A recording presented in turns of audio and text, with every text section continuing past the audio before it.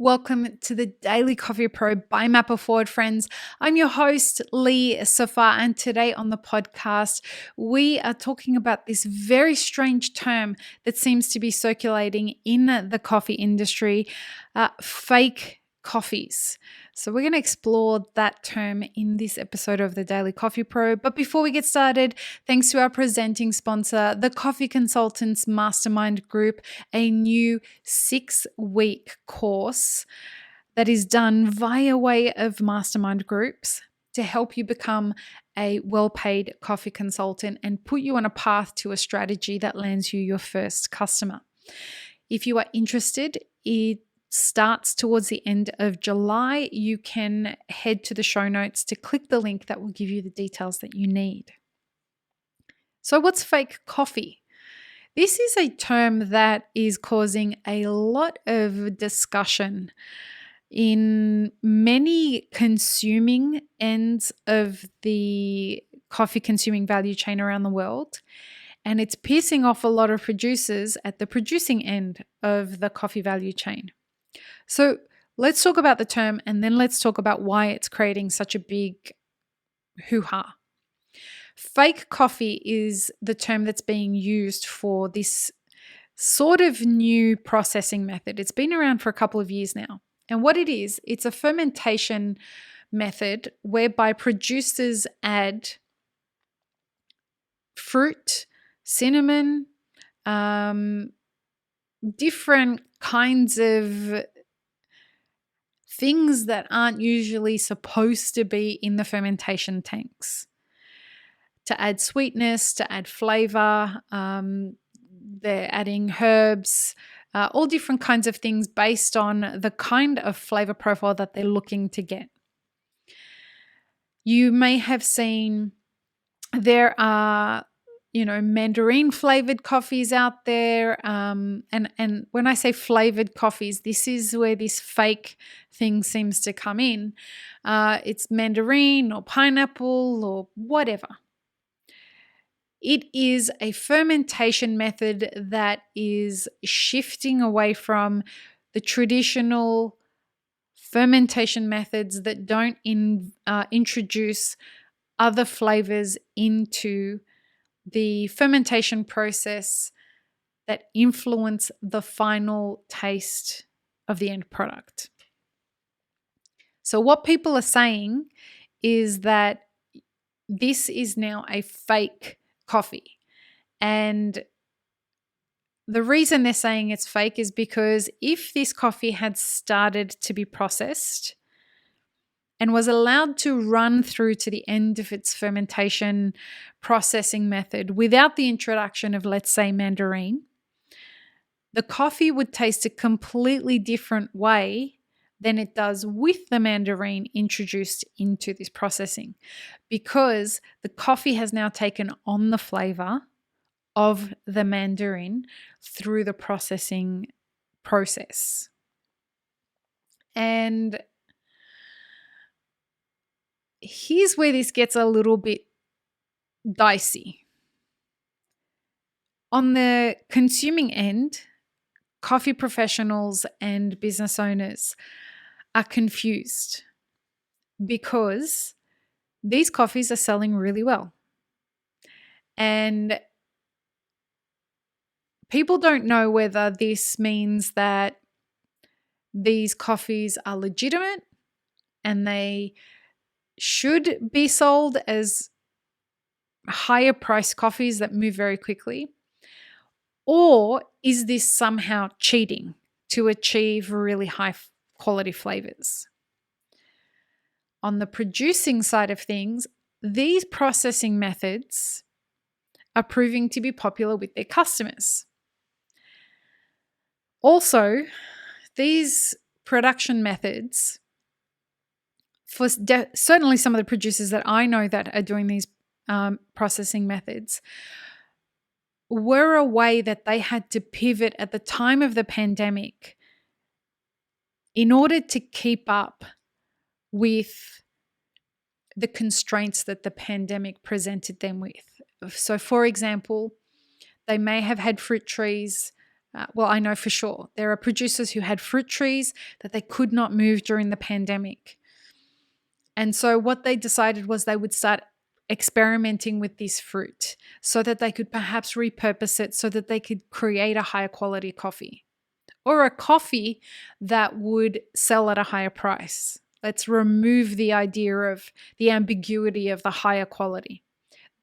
So they took these fruits and they started trying experimenting, and lo and behold, it did increase the price of that they were able to sell those coffees.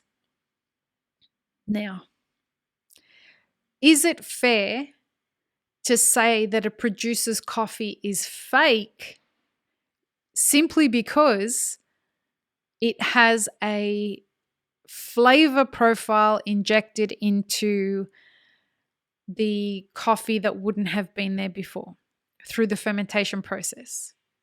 One might say that coffees that are grown in the wild around pepper trees, which happens, that take on the flavor of those peppers, same deal. Or coffees that are grown around mango trees that take on the flavor through natural osmosis and absorption. It's the same kind of thing, because had those mango trees not been there, and this absolutely happens, if the mango trees weren't there, perhaps those coffee cherries would not have taken on that mango flavor.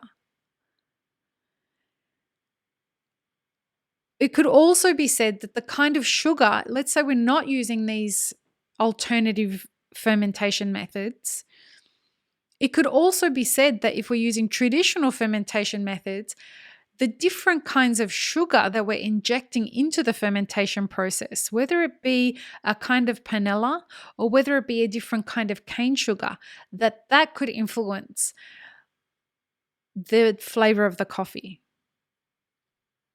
My point is that there are no rules around this stuff as of yet, and who are we to start making such big statements by using the term fake coffee?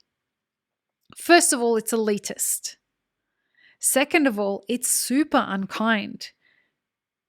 And it really makes me think of something that happened during the pandemic, where people decided who was and who wasn't an essential worker. I mean, think of what it feels like for somebody to be deemed not an essential worker, and it's okay for your livelihood to be taken away because you're not deemed essential. Well, if we translate that kind of thing, it's a similar thing if we say this about fake coffees, this idea of fake coffees. Your coffee, even though it fetches a higher price and everybody wants it, it shouldn't be deemed to have the same standard of integrity as coffee that's processed in other ways. This really reeks of this kind of elitist status that some baristas, particularly in California, had about 15 years ago around natural coffees, where it was cool to say that natural coffees were shit back then. And so if you drank or liked natural coffees, you were not a part of the cool kids club. Now, if we start saying these things about this idea of fake coffees, we are again perpetuating a cycle of elitism. This word fake is the wrong word to be using.